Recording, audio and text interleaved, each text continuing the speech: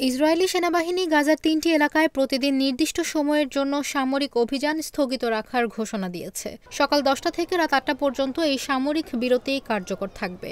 মানবিক সহায়তা পৌঁছাতে সুবিধা দিতেই এই পদক্ষেপ নেওয়া হয়েছে বলে জানিয়েছে তারা। রয়টার্স ও আল জাজিরা জানায়, আন্তর্জাতিক চাপের মুখে ইসরায়েল এই সিদ্ধান্ত নিয়েছে। গাজার আল মাওয়াসি, দেইর আল বালা এবং গাজা সিটির কিছু এলাকায় এই সাময়িক বিরতি কার্যকর থাকবে। এছাড়া প্রতিদিন সকাল ৬টা থেকে রাত ১১টা পর্যন্ত খাবার ও ওষুধবাহী গাড়ি বহরের জন্য একটি নির্ধারিত নিরাপদ পথ চালু রাখা হবে।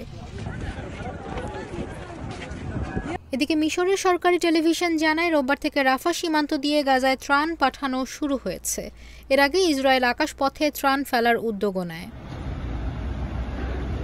জাতিসংঘ বলছে, সামরিক বিরতির ফলে ত্রাণ সরবরাহ কিছুটা বাড়ানো সম্ভব হলেও বিকল্প রুটের অভাবে কার্যক্রম এখনও ব্যাহত হচ্ছে।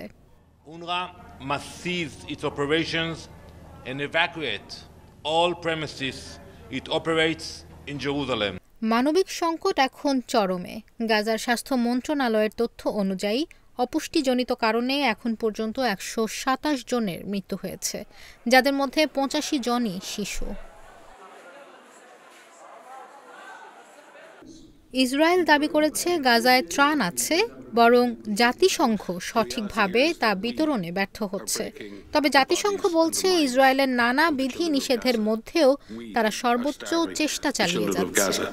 Because if we don't do something about it, we are complicit in what is happening before our very eyes.